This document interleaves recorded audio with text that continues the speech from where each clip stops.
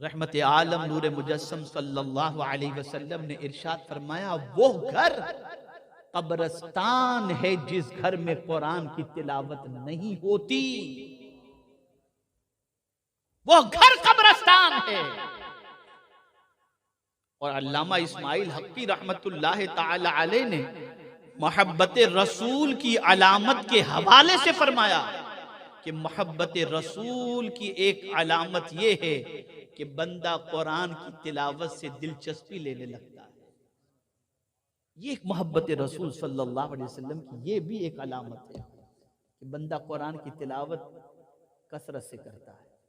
अरे इसकी तिलावत का हाल ये है कि जिस पर यह किताब नाजिल हुई उस रसूल से मेरा मौला फरमाता है, उतलू मा ऊहिया, तिलावत करो जो कुछ मैंने तुम पर वही की है। तो खुद रसूल आजम सल्लल्लाहु अलैहि वसल्लम इस किताब की तिलावत करते हैं। यहां थोड़ा सा करेक्शन कर दूं, बुरा लगाने की कोई बात नहीं है और लगे तो दूसरी मर्तबा मुझे बुलाइएगा नहीं, लेकिन आप समझो, हमें कोई वजीफा दे दिया जाता है, पीर साहब ने दे दिया, उस वजीफे की बरकत अपनी जगह पर है, उससे इनकार नहीं। लग गए, सुबह उठकर नमाज पढ़ें कि न पढ़ें, पहले वो पढ़ कर जाते हैं। लोहे कुरानी को देख करके हम दुकान पर जाते हैं, क्या तो माल में बरकत हो। ऐसा होता या नहीं होता? जवाब दें आप भाई, जवाब दीजिए, है ना? करते हैं ना? सबके वजीफे को आप कबूल कर रहे हो, नबी के वजीफे को कब कबूल करोगे? सर उस तरफ भी तो तवज्जो रखो।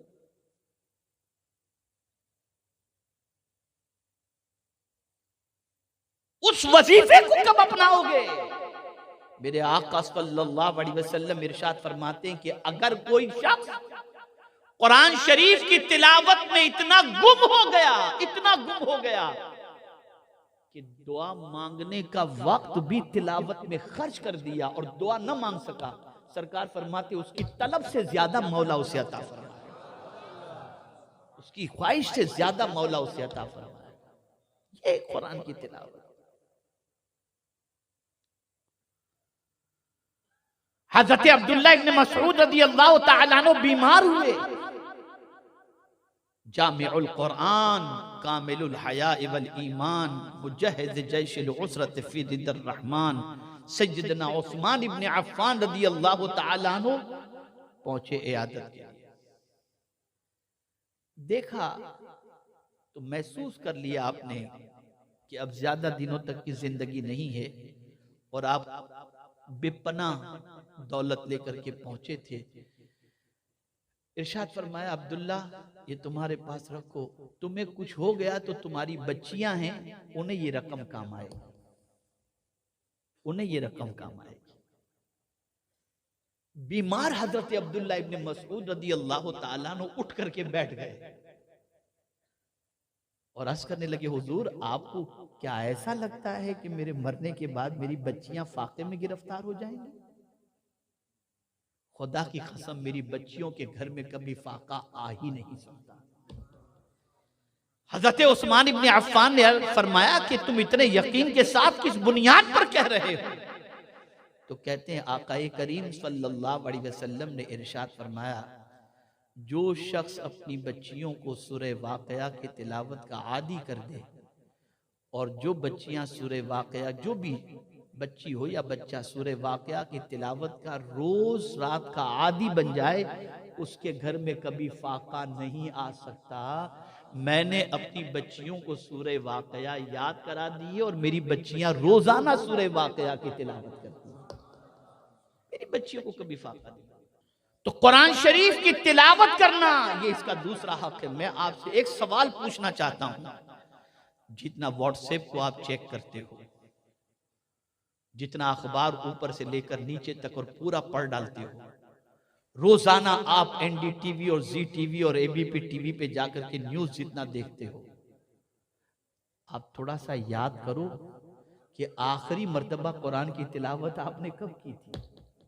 याद करो, कब आपने कुरान खोला था आखिरी मर्तबा, जरा उसको याद करो। और दूसरे एंगल से मैं आपसे सवाल पूछता हूं कि आप में से कितने ऐसे हैं जिनको कुरान पढ़ना आता है?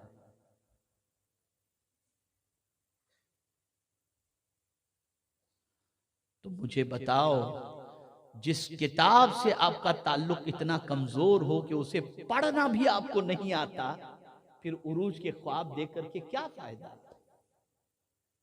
इसलिए कि कुरान के एक नुक्ते का इनकार करना इस्लाम से निकल जाना है, एक हर्फ का इनकार करना इस्लाम से खारिज हो जाना है। तो आप इस किताब पर ईमान सिर्फ लिप सर्विस वाली पोजीशन में जबान से ईमान ले आए और पढ़ना लिखना कुछ भी नहीं। बहुत दुआएं हम करते हैं, अल्लाह हम पर रहम फरमा, ए अल्लाह हम पर करम फरमा। बिल्कुल दुआ करनी चाहिए, वो रहम नहीं फरमाएगा तो कौन करेगा। लेकिन उसने एक जगह कहा कि तुम न मांगो मुझसे, चुप रहो खाली। अगर तुम चाहते हो कि मैं तुम पर मेहरबानी करूं तो तुम खाली चुप रहो, तब भी मैं तुम पर मेहरबानी करूं। कब चुप रहो, कहां चुप रहो? तो कुरान कहता है इज़ा क़ुरिअल क़ुरआन फस्तमिऊ लहू व अंसितू लअल्लकुम तुरहमून। जब कुरान पढ़ा जाए चुप रहो और खामोशी से सुनो, मत मांगो। अगर नहीं मांगोगे कोई बात नहीं, लेकिन चुप रहने और सुनने पर भी हम तुम पर रहमो करम की बारिशें नाजिल कर देंगे। जिस कौम की सिचुएशन ऐसी हो कि कुरान सुनना भी अच्छा न लगता हो, पढ़ना भी अच्छा न लगता हो, वो कौम उरूज की शाहरा पर कैसे गामजन हो सकती है? तो कुरान की तिलावत ये इसका दूसरा हक है। कुरान का तीसरा हक, ये सारी चीजें तफसील चाहती हैं, एक एक हक पर तफसीली गुफ्तगू हो सकती है, लेकिन मैं थोड़ा सा गुफ्तगू को समेटते हुए चलता हूं। तीसरा हक क्या है कुरान का?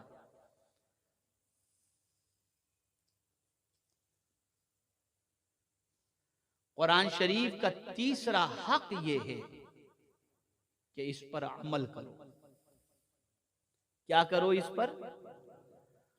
ये नहीं कि 2 आयत पर अमल करो और बाकी आयतों के बारे में कहो माज अल्लाह मौलाना। आज के दौर में इस पर अमल तो बहुत डिफिकल्ट है, ये नहीं। कुरान कहता है इत्तबिऊ मा उनज़िला इलैकुम मिन रब्बिकुम, और अगर तुम सीधे रास्ते के मुसाफिर बनना चाहते हो फत्तबिऊहु लअल्लकुम तहतदून हुदल लिल मुत्तकीन। एक तरफ इत्तिबा हुजूर की करने पर हिदायत के बारे में फरमाया गया, और एक तरफ कुरान के बारे में फरमाया गया कि इत्तबिऊ मा उनज़िला इलैकुम मिन रब्बिकुम वला तत्तबिऊ मिन दूनिही औलिया कलीलन मा तज़क्करून। ये कुरान कह रहा है। और सबसे अच्छी बात जिस पर अमल करना चाहिए वो क्या है? वो कुरान है। कभी हमने इसको अमल की किताब समझने की जहमत की? बल्कि मैं अगर कहूं तो गलत न होगा, पूरी दुनिया में, एक जगह की बात नहीं कर रहा, नाकिस ऑब्जर्वेशन के एतबार से पूरी दुनिया का अगर जायजा लिया जाए तो 5, 7, 8, 10 अहकाम से ज्यादा या आयतों से ज्यादा कुरान पर अमल हो ही नहीं रहा। नमाज, रोजा, हज, ज़कात, बस ये कुछ चीजें हैं, इस पर थोड़ा सा अमल होता है। बाकी सारी किताब को हमने ताक की जीनत बना दी, और माज़अल्लाह बहुत सारे मुसलमानों ने इसे अमल की किताब तो समझा ही नहीं, सिर्फ ये है कि बरकत की किताब समझ करके इसको बैठ गए। कुरान कहता है हाज़ा किताबुन अंज़लनाहु मुबारकुन फत्तबिहू, पैरवी करो इसकी, इत्तिबा करो इसकी। अब इत्तिबा किसे कहते हैं इसको भी समझो, इसको भी समझो। पैरवी किसे कहते हैं? अल्लाह अकबर, अल्लाह अकबर। ताजदार करबला इमाम अली मकाम अला जद्दिही व अलैहि सलातु वस्सलाम सवारी पर सवार होकर मदीने की गली से गुजर रहे थे। चंद गरीब नादार लोग गली के किनारे बैठ करके खा रहे थे। उन्होंने ताजदारे करबला को देखा तो अर्ज करने लगे, हुजूर आप भी हमारे साथ तशरीफ लाए। कभी गरीब कहता है ना। कहा उन्होंने। इमाम हुसैन सवारी से उतरे, उन लोगों के साथ बैठकर खाए, खा करके फिर सवारी पर बैठे तो आंखों से आंसू जारी थे, रो रहे थे। और उसके बाद उन लोगों से इमाम हुसैन ने फरमाया, तुम भी मेरे घर आओ ताकि मैं भी तुम्हारी जियाफत कर सकूं, तुम्हारी खिदमत कर सकूं। और फिर रोने की वजह जब पूछी गई तो अब देखिए कुरान पर अमल किसको कहते हैं। कहते मुझे मान इनके बुलाने पर कुरान की एक आयत याद आ गई कि अल्लाह ताला तकब्बुर करने वाले से मोहब्बत नहीं फरमाता। तो मैंने इन गरीब की दावत पर उतर कर अल्लाह की इस किताब को सामने रखते हुए इनके साथ बैठ गया ताकि तकब्बुर करने वालों में मेरा शुमार न हो पाए। सिर्फ आयत ज़हन में आते ही उस पर इस तरीके से अमल हो रहा है। तो सिचुएशन ये हुई कि 22,000 के लश्कर के सामने भी पेशानी पर शिकन नहीं आ रही थी और बेखौफ व खतर मुकाबले के लिए तैयार थे। ये कुरान पर अमल की ताकत थी। और जिनकी ताकत का आलम ये हो कि गाने सुनकर रोते हों, गजलें सुनकर रोते हों, लड़कियों के पीछे भागते हों, आवारा गर्दी करते हों, बुराइयों के दलदल में डूबे हुए हों, कहां से ताकत आएगी उनके पास? वो तो मच्छर से भी डरेंगे, चूहे से भी डरेंगे। कहां से आएगी ताकत? ताकत अगर कोई किताब दे सकती है तो वो अल्लाह की किताब ताकत दे सकती है। यही वजह है कि मौला अली करमल्लाहु ताला वजहुल करीम फरमाते हैं, मैं घोड़े की एक जीन पर एक कदम और दूसरे पर दूसरा कदम रखते तक पूरा कुरान खत्म कर लेता। सिचुएशन है। ये किताब ताकत देने के लिए आई, ये किताब कुव्वत अता करने के लिए आई। इस किताब से अपने ताल्लुक को मजबूत करो और इस किताब को अमल की किताब बनाओ। जो कुछ भी इसके अंदर अल्लाह का हुक्म मौजूद है उसे सुनो और सुनकर उस पर अमल के लिए तैयार हो जाओ। ये नफ्स पर तो गिरा गुजरेगा, ये समझ लीजिएगा। जब भी कुरान की किसी आयत पर अमल की बात आएगी ना, सुनने के बाद अरे यार बहुत डिफिकल्ट है, नुकसान हो जाएगा, माअज़ल्लाह, अपनी अक्ल से आप सोचेंगे। तो मैं हमेशा कहा करता हूं, अक्ल और ईमान का जब तकाबुल हो ना, तो अक्ल के फैसले को कबूल मत करना, ईमान के फैसले को कबूल करना। मिसाल के तौर पर मैं आपको बताऊं, आपके बैंक के अंदर लाखों रुपए पड़े हुए हैं, जेब के अंदर 10,000 रुपए हैं। एक जरूरतमंद गरीब जिसका बैंक बैलेंस भी नहीं है, इलाज और मुआवजे के लिए परेशान है, उसने आपसे राह चलते हुए कहा मुझे 8,000 की जरूरत है, जिनियन केस था, और आपकी जेब में 10,000 है, तो अक्ल कहेगी 8,000 मत देना, कम हो जाएंगे। ईमान कहेगा दे दे, अल्लाह ज्यादा अता कर देगा।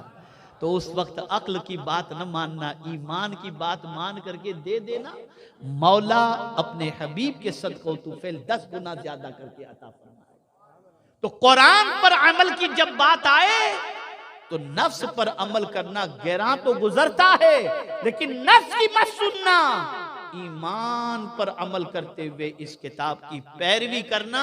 इंशाअल्लाहुल अज़ीम इस किताब पर अमल का सिला अल्लाह दुनिया में भी अता फरमाएगा और आखिरत में भी अता फरमाएगा। कुरान के और भी बहुत सारे हुकूक हैं।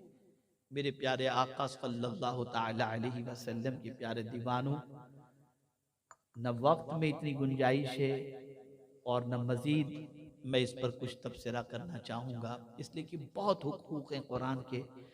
और यूँ अगर देखा जाए तो सिमट करके अगर देखें तो कुरान मुक़द्दस के 5 या 7 हुकूक हैं, उस पर आदमी को अमल करना चाहिए। 3 तो आपने समाअत फरमा लिए, ईमान, तिलावत, उस पर अमल, उस पर गौर व फिक्र और उसकी तबलीग। कुरान की तबलीग करो। बहुत मुबारकबाद के मुस्तहिक़ मौलाना सैयद अमीनुल क़ादरी साहब और हमारे क़ारी ताज मोहम्मद साहब और सुन्नी हुसैनी फाउंडेशन के जुमला अराकीन और सुन्नी दावत इस्लाम, बहुत मुबारक बात है, मुस्तहिक है। कुरान की तबलीग का हुजूर को हुक्म दिया गया, ये सुनो, कुरान की तबलीग का, या अय्युहर रसूल बल्लिग मा उन्ज़िला इलैका मिन रब्बिक, कुरान की तबलीग करो। हम कहां चले गए, हम किस चीज की तबलीग कर रहे हैं? तो इस कुरान से अपने रिश्ते को मजबूत करो, इस कुरान को ओढ़ना बिछोना बनाओ। उठो तो कुरान पढ़ते हुए, सो तो कुरान पढ़ते हुए।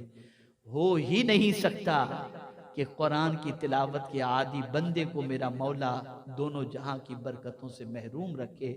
मेरे प्यारे आका सल्लल्लाहु अलैहि वसल्लम के प्यारे दीवानों, कुरान समझो भी, समझना भी है, पढ़ना भी है। इसीलिए कुरान के तहत फला यतदब्बरून अल कुरान,